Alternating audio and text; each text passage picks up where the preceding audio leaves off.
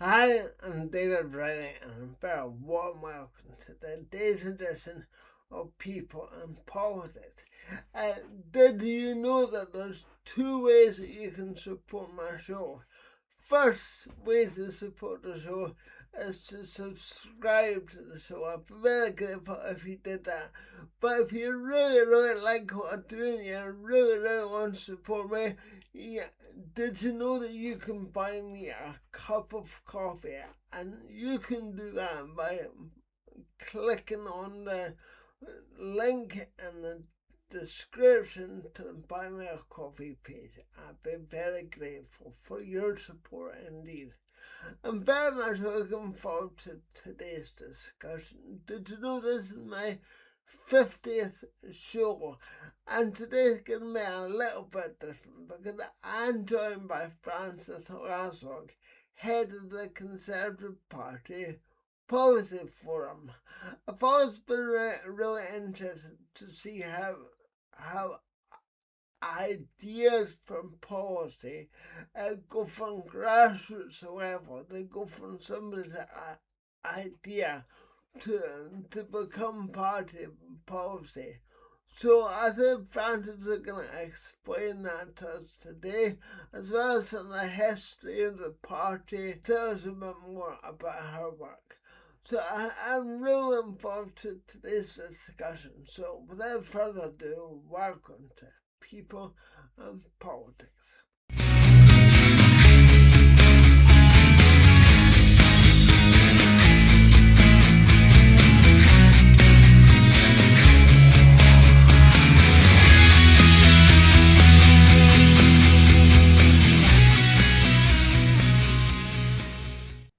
It's real nice to see you again, Francis. Thanks for taking the time to go. And I'm sorry it's taken so long to get arranged. I've had a couple of near misses, but it's real good to talk to you. Well, all the best things come after a little bit of waiting, particularly in politics. Absolutely, absolutely. So, to kick off, I wonder if you might like to tell us a bit about the policy forum, tell us how it works, how people get involved, and just tell us a bit of the background. I would love to. And if it's permissible. So I did history. I'd like to talk about a bit of history first. So Of party course, membership in the UK. The Conservative Party is the oldest and the best democratic party in the world, and we've got the oldest, as a country, we've got the oldest and the best democracy. Party membership started around the time of the Great Reform Act. You could possibly trace it a bit earlier, but in principle, around the time of the Great Reform Act. And what you got then organically was you didn't quite have the system we have today, but you had people with a certain set of values, roughly aligned values, getting elected to Parliament. And then you had people locally coming together to help them and get the people with values they align to into legislative. And that's the beginnings of party membership. And the really cool thing about the UK, you got party membership across Europe, but about the UK, we started 200 years back, and political parties members started from the grassroots up, because you had grassroots up members. Historically, like the kind of member you might be in Inverness could well be different to the kind of member you might be in London, or the kind of member you might be in Leeds. Things like the fees were different, things like the structure was different. Huge variety. But from that, you got in the Conservative Party's case, conservative associations, and then from that you had a national union of conservative associations, and then you had sort of political parties come into view like you recognise them today. So the of really cool thing about that is that the Conservative Party's membership has always come from the grassroots up. You course. then have something come in called that's basically termed mass membership in the 1950s. That's when it was more common. It still wasn't the majority of people were members, but it was more common that people were party members. That happened sort of mostly across Europe. You had different things happening at different times, but effectively after World War II, a lot more people were party members. You then had a change in the way people communicate, and the overall number of traditional party membership starts dropping off. The exception to that is political movements, but the overall number of members, as we think of them traditionally, starts dropping off because the people are changing the way they engage.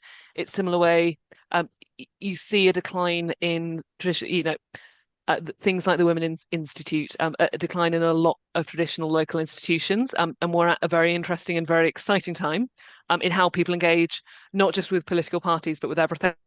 Yeah. So wrapping that up to the Conservative Policy Forum, if you are someone who's engaged in politics, as you and I are, your listeners are as well, I'm going to say this in a good way. We're all weird. Um, Okay. like it is an unusual thing to Oh do to yeah, say, yeah. yeah, It's yeah, been it's a conversation stopper. A lot of time, not always, but it can be a conversation stopper.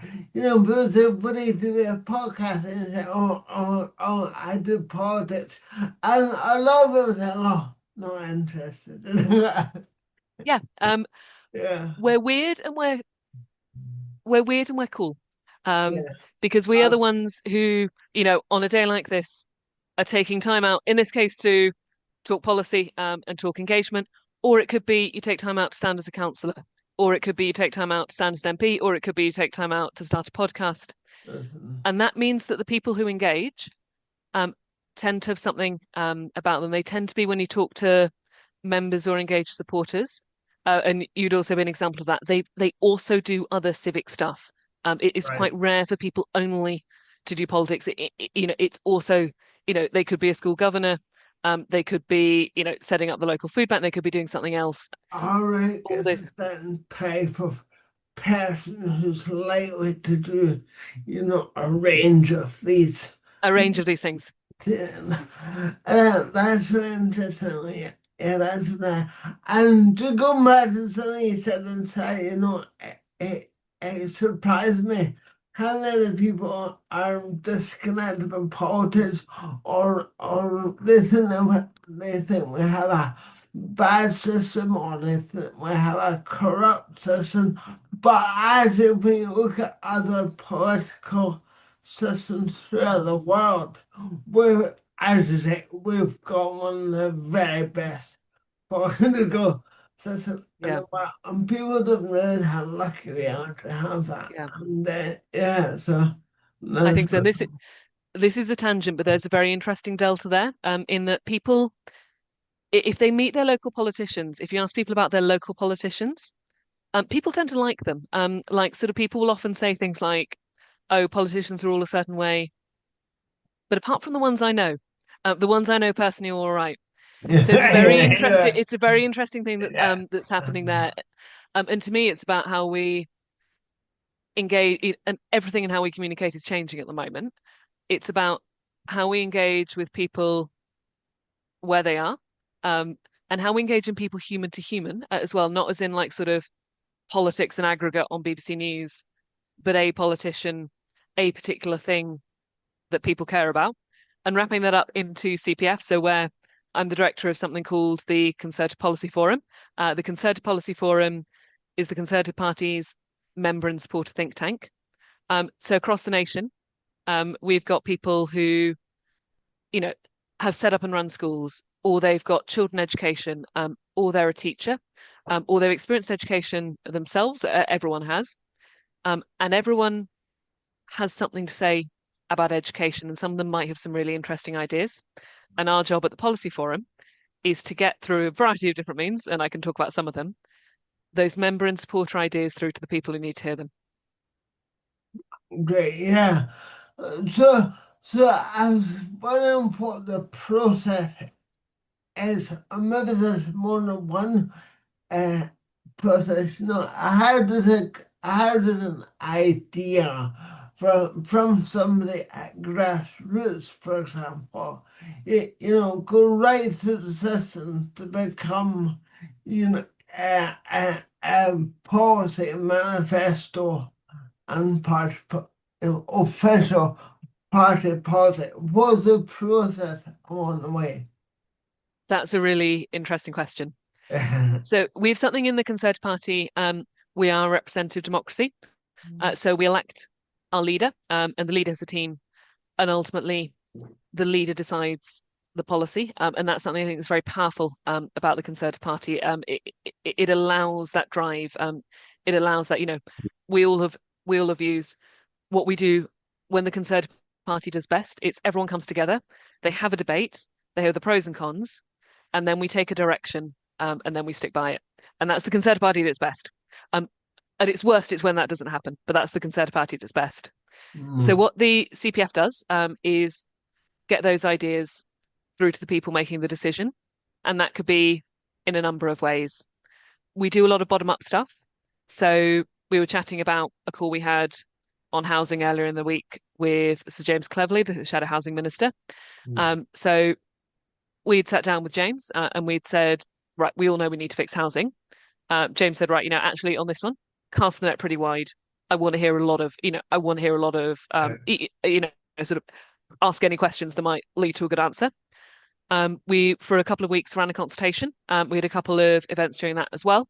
And individual members or local CPF groups, so local people in their local associations, sat down, discussed, came up with ideas, and then we, or rather credit to Thomas in the CPF team who did this, consolidate all of that down Yeah. into a series of policy recommendations. And then we pitched those to James. And it's for James as the Shadow Secretary of State to say, oh, this looks interesting. Sort of like this is potentially interesting, but it sort of contradicts some of the other stuff that we might want to do. This isn't quite there yet, but actually, or, that's a really interesting idea on design codes. Can members and supporters go away and can we do a bit more in-depth working? Yeah. And that's one pathway. We also increasingly get expert and specialist members and supporters together. So that's using the education example, the person who's been a head teacher, the person who set up a school, the person who like sort of really has an in-depth knowledge on education, and get them working on a couple of specific questions. What we also do is test those ideas with the wider membership, and also we do want bottom-up stuff as well. We get really cool stuff Yeah. actually by getting a load of people in the room and asking some quite open questions. So that's a bit rambling. We're building a lot of this because we're an organisation that's in restructure at the moment. But that's Right. how we do bottom up, top down. But all of it is Yeah. actually getting people together and getting ideas in. Did you say earlier that ultimately it's the party leader that decides? Uh, so you can put all the ideas for policy and back them up towards the leadership of the party, but ultimately it's the party leader who decides. Yeah, and to me, that's the great thing about the Conservative Party. So there are other political parties that do this in slightly different ways. I think it's always important to have an idea of what you always check against what members and supporters think. You always stress test everything. And at the end of the day, uh, political parties are more than individuals. That's the big thing about a political party. Yeah, The best metaphor I've actually heard is a almost like a political party is like a marriage, and that's true whether you're in a council group or you're in the Conservative Party as a whole. What you do, it's a group of individuals who have shared values, who want to see them deliver those values for the good of the country, yeah, who want to come up with ideas. Good policy, principles are eternal. Good policy needs a lot of debate because you can have really good principles that can make bad policy. Good policy is you get everyone in a room together, you say, right, have you thought about this? Have you thought about that? Have you thought about the implications of this? But then when you decide, that's the decision, and that to me is the great thing. That is to me the great thing about political parties and where political parties are successful when they do that well. yeah, sure. Then what does good policy mean to you in personally, what does good policy mean to you? That's a re that's a really fun question. And funnily enough, I was thinking about it a bit this week. So, and this is a personal perspective, you can think of policy as a way to deliver principles. So we might have a principle that everyone should have the opportunity to own a home. That's not a policy. That's not saying how. That's a principle. Yeah, You might have a principle that every child should have the best education for their skill set. yeah, That's principle. There are plenty of principles in politics that I disagree with. Some That's the nature of it that makes it really cool, but those are all principles. Policy to me is the translation of those principles into reality. And that's where you get into, say, from everyone should have the opportunity to buy a home of their own if they wish. Policy is when you start talking about housing supply, it's when you start talking about access to mortgages. Hmm. So to me, good policy is two things. It relates to an underlying principle. You sometimes get policy that doesn't actually relate to an underlying principle. And people tend to smell it, people tend not to like it. You get politicians who just sort of they throw out things they think the electoral, but actually, if you pull back the curtain, it doesn't go back to a set of values. But good policy, second, and this most important, it will deliver that principle effectively without cutting across something else important. Okay. And quite often, you see a classic example is something called B bricks that was shared around on Twitter a couple of years ago. So B bricks, they are something you can put in houses, and the idea is that they make it easier for bees. So Oh, okay. bees are endangered, and you can build bee bricks into houses. And the idea is like sort of bee bricks, like bees can go in, and it's a way to encourage bees. I'm not really across the Ah. detail. The downside of bee bricks is that this sounds really nice, but the problem is you need to clean them. Right. And realistically, if you build them into a house that's just a house owned by a random person who's not interested in bees, absolutely no one's going to do that. No. And then what you'll get is the bees going into the bee brick, um, getting mites and disease, and I'll leave it to your imagination what then happens to these little Uh, bees. uh, But what you've done is you've created a policy that sounds nice, but actually it cuts across something that's fundamental. It cuts across the intent. What you get more often in things like business policy, you get things that look really good on paper, but actually, I used to work with tech startups. The aggregate impact of all of them makes it so difficult to start and run a company that you undermine the thing that you want to happen. yeah. So, good policy, two things. Underlying, it relates to the underlying principles, and then that it does it effectively without cutting across something else. And that's a lot easier to say than to do, but that's what the CPF is there for. Yeah, that must be a lot easier to tend to do because I guess that when you're thinking about policy and based upon principle, how do you balance principle with the money Mm. that's Yeah, available yeah, and with reality, you know? yeah. That's it. I That's was exactly it. so who makes that decision? Is that politicians, the leaders? So, who makes the judgment of principle over cost? So with Kemi, we have a very principles driven leader. And she's also someone who understands financial responsibility. Um, I think if policies were coming through to Kemi that sounded great, other than the fact they'd be massively expensive and there's no way to pay for them, and we're already spending more than we earn and can't fund the armed forces and can't fund a lot of Yes. the other things we need to do, I think she might be looking at those with a bit of a skeptical eye. But that relies on strong leadership. Yeah. It can be that what you get, and this is uh, it's one of those tricky things in the system that we need to think hard how to overcome. What you get is every department, and this is more at a sort of structural level than a political one. Every department just bids saying, right, where environment or where education, how do we max out on what we want to do? And then it all goes to the treasury, and people make political decisions. It's quite difficult, and this is why the state struggles. It is quite difficult to be properly strategic in those circumstances, and you're not just giving this amount of money to this department, this amount of money to this department, this amount of money to this department, but actually this is what. And it's what also gets difficult, and this is another problem in policy making. We spend an awful lot of money, often preventing things or not preventing things, dealing with the after effects of things. Um, Crime is often a classic example of that. Early years is often a classic example of that. A stat which I hope is not still true. We were spending millions from the foreign aid budget, like the budget that is meant to, encourage opportunity for for people in countries that Britain is looking to export the foreign aid budget. I think this is correct. Money from that was going on asylum hotels, and we obviously needed to pay for that. But whilst that was happening, you had an insane backlog of the speed with which the Home Office was processing those asylum applications. And you would have had a much more efficient system if you'd sorted out the speed of the Home Office.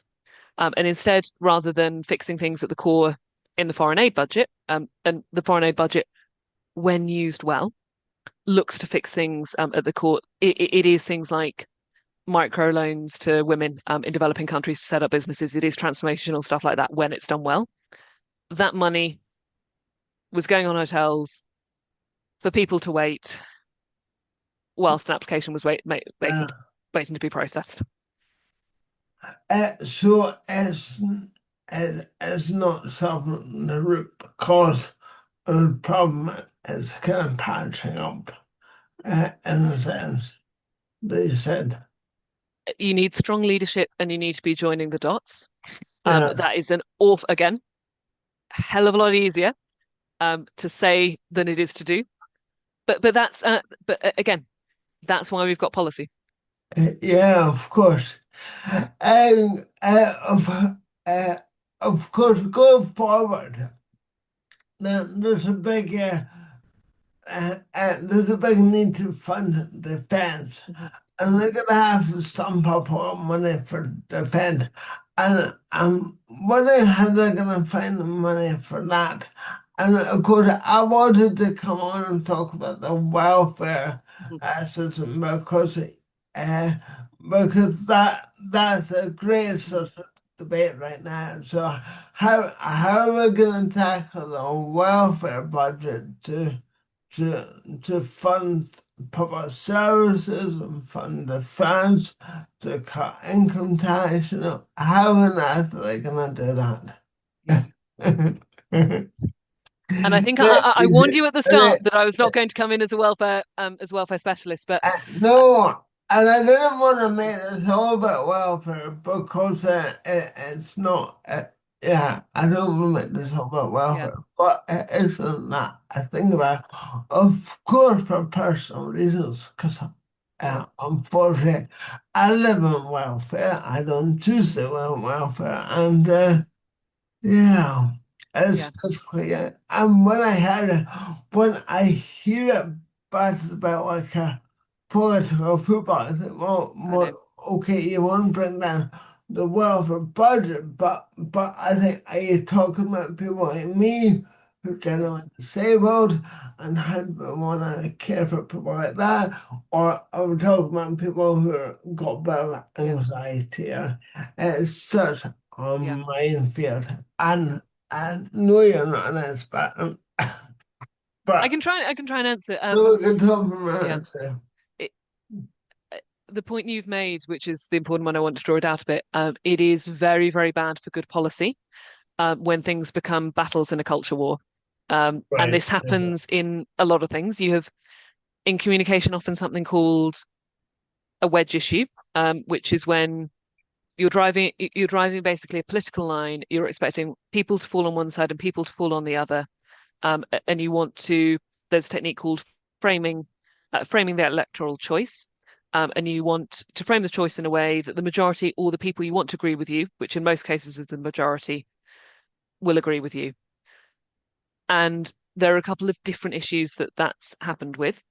Sometimes that's important.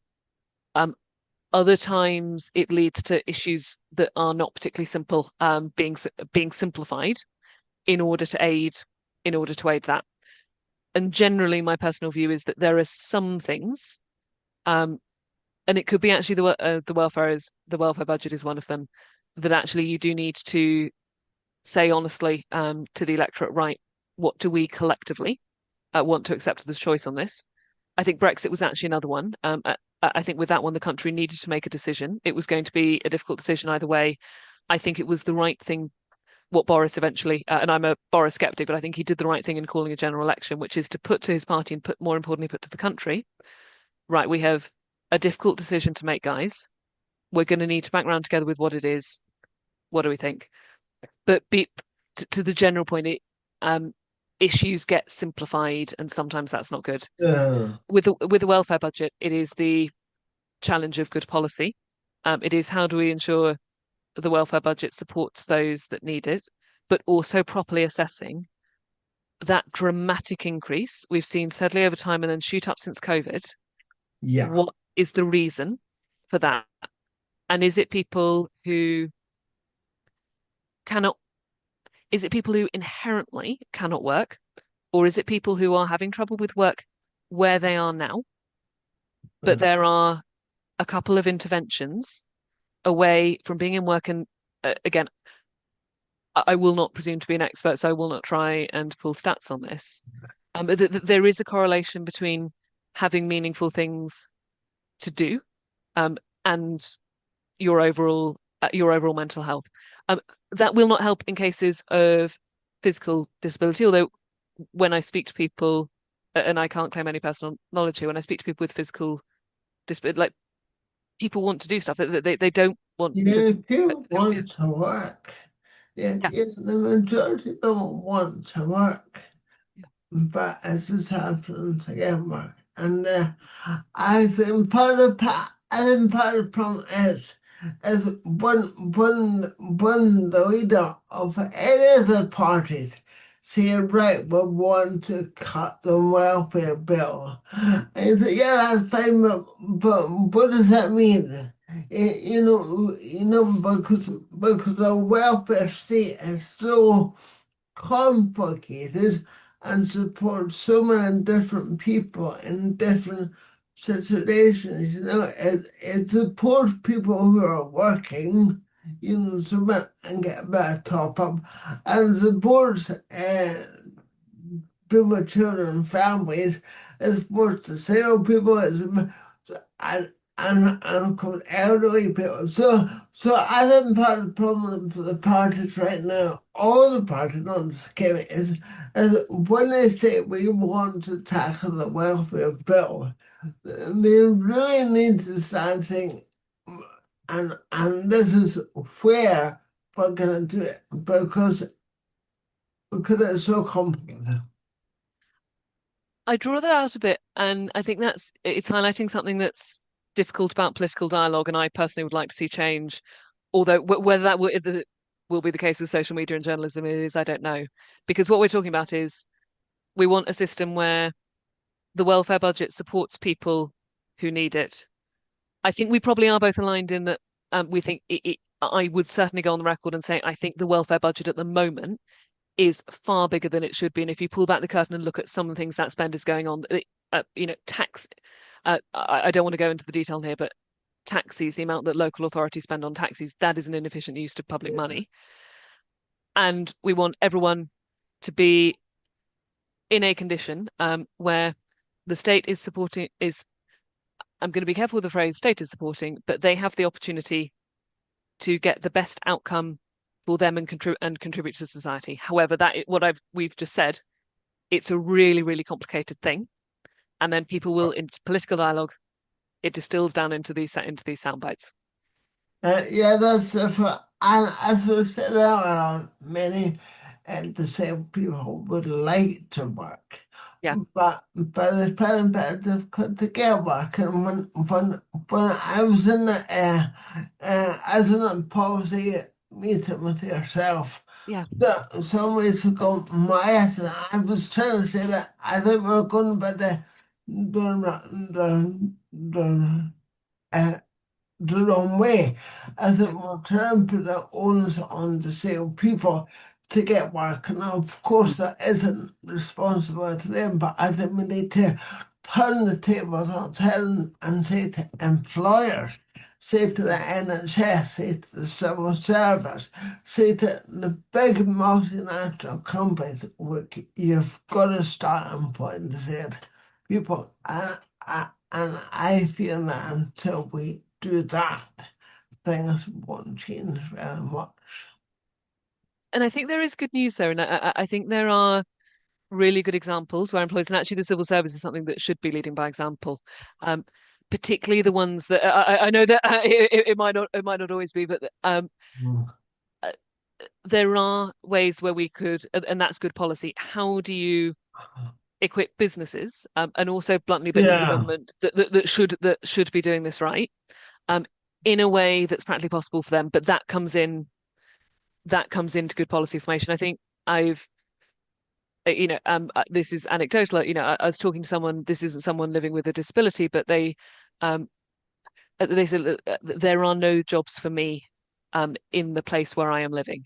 That is a really, really difficult point to answer, and the answer is actually a really complicated thing about, okay, well, how is the government?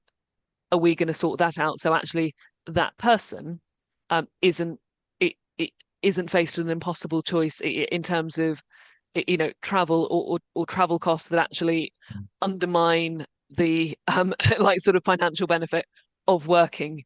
How do we set up that? Again, tougher questions. I agree with you on the nuance. I, I, I, I said, uh, I said before that I didn't want to make it about me, and I don't want to make it about me, but I want to say one thing. Yeah, And as you said, the civil service yeah, should be leading by example, by example. And I've spent years mm, applying to the civil service, yeah, and I've got, great qualifications, great, mm, yeah, and I've more or less given up, with the civil service because I just don't have. But I don't move on because, yeah. like I said, I'll dwell on that. So I don't it's want to make myself. because it's important. And so again, I'm not a civil servant, so I'm not proposing saying I've got the civil service is it has known issues, and this is publicly available. You can read about it. It tends to be quite bad with hiring talent. It tends to be quite bad with dealing with poor performance within it. It tends to be quite bad with promoting good performance within it. And and again, plural of anecdotes is data. I'm happy to be challenged on this by any civil service listeners. The conversations I've had basically say the civil service relies on an element of inside knowledge to pass through the application process. And actually, if you don't have that, it's actually quite tough. And that to me is completely and utterly stupid Yeah. for the country's civil service. There should be ways to fix it. The civil service, what it does then, and this is the heartbreaking thing about well-intentioned government policy, um, it will then very worthily try, but sometimes it'll do that through specific schemes that actually, they may look really good on paper, but for example, they're only in London. Yeah. And that's another really good example of they probably have an underlying principle, and the underlying principle is in practice quite good. But if your scoring criteria is something that actually you kind of need specific knowledge to know about, or your application will not be scored well. You're doing, for want of a better phrase, diversity initiatives, but actually those diversity initiatives aren't really meaningfully bringing in talent. Yeah. Then that's bad policy. Are you in favor of diversity initiatives? Because there's a bit of a debate right now because some people say that they're holding things back and other people say, oh, we have talent. Do you think they work? It's another example of a wedge issue. Initiatives that encourage talent are really, really good. Most diversity initiatives I've seen, and this is just a personal perspective, have not been really good. Some of them have been quite bad and embed other forms of advantage, but it was particularly regional. Um, and the reason for that is actually properly doing good talent recruitment is Yeah. possible, but it can be tough. Yeah. I've got some. It might be a conversation we have offline. I am close to some things that I think when you try them do work. I've seen things that are well intentioned and have good bits and bad bits. Um, but people would want to say, oh, diversity initiatives are all terrible. Well, Most of the things yeah. linked to the phrase diversity initiatives are terrible, but actually that shouldn't mean that we don't try and get talent into places that Yeah, could do with reaching a wider pool of of talent. course. Yeah, I agree. Some of them, these talent schemes are far, far from perfect. but some, minorities, not just the same person, but other minorities, they didn't need extra help. And we should reflect the whole society, particularly in broadcasting and policies, and I think it's right that they have these schemes, but they don't always work. I know that. Yeah, And that's policy. Okay. yeah, that's positive. So, uh, that is, for the last year or two, the Conservative Party, I think it's fair to say, they're a bit, uh, I was going to say in the wilderness. Well, I don't know if that's a fair analysis, but they are. I mean, I think anyway. So I get them. I've been in leadership roles in the Conservative Party since the age of 21. I can tell you a bit more about Well, that story. That was very young. I quite lit I stumbled into politics, to use that phrase, and I realized there was a lot to sort out, and I stayed. I think all of us, and Kemi herself would say, the electorate rightly put us on timeout because we collectively did not hold to the standards that we should have done in the last few years of government. And what my job is, and the job of leaders in the party is, and also the job that the Conservative members and supporters who take leadership, what we are now all doing is how we build a Conservative Party that not only is going to get back into government, but that is worthy of government and to govern well when it gets there. yeah, I'm sure it will bounce back. I think it's healthy. I think it's healthy for a party to go into opposition for a while at least. I don't think it's good to have the same party going on, But we're having quite a bit unprecedented times. But I think it's all passing. I think reform will pass. It might take 10 years, but they will pass. So I think the Conservatives might be back in. Reform are a very, because we talked earlier about political movements versus political parties. Reform are a very effective political movement, Yeah, but what they are not is ever going to be an effective party of government. At the no. moment, and this is true when you speak to people, you get people who will vote reform who do not think reform will be good at governing, but they're not voting reform because they want reform to govern. They're voting reform to send a message. Yeah, yeah, that's interesting. Yeah, And jumping around a bit, that point about competition, and I'll be on the record on this. My personal view is that the worst thing that happened to the Conservative Party was Jeremy Corbyn, because he removed competition, and because of that, people got complacent. That point about policy needing to be tested, political parties need to be under a bit of pressure all the time as well. You've got to know that if you're standing up in the chamber, or if you're standing up as prime minister or whatever, and you're saying stuff in a good way, that there's enough scrutiny to ensure that that's what you're interesting. saying, yeah, But when Jeremy Corbyn was leader, it was a bit of a free for all, because yeah, he was so ineffective. So good governance relies on good opposition. exactly. Yeah, definitely. It's good.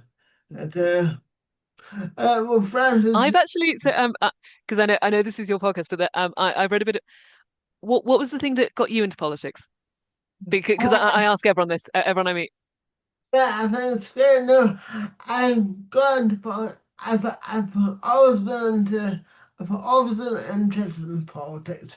But what made me really, doing podcast is just I wanted to change things for myself because I feel so frustrated on the sidelines not working, and I felt like I wasn't contributing, and I thought I want to create a place where I might be able to contribute, which might lead to other things, and I was listening to I was listening to loads of podcasts myself, and I thought I would like a bit of that for myself. And the only way that I'm gonna get that is to try and create it. So I did. So I That's I awesome. just started writing hmm to politicians, and remember Chloe Smith? She mm was a disability. hmm She was my mm first ever guest. You know, and I actually, when we're talking about this, I've just remembered that this is my 50th um, podcast. You're my 50th guest, Awesome. my 50th show. So in that case, it's a good thing that we delayed the recording. I might not have been the 50th otherwise. Yeah, yeah, definitely, definitely, 50. But so I would like to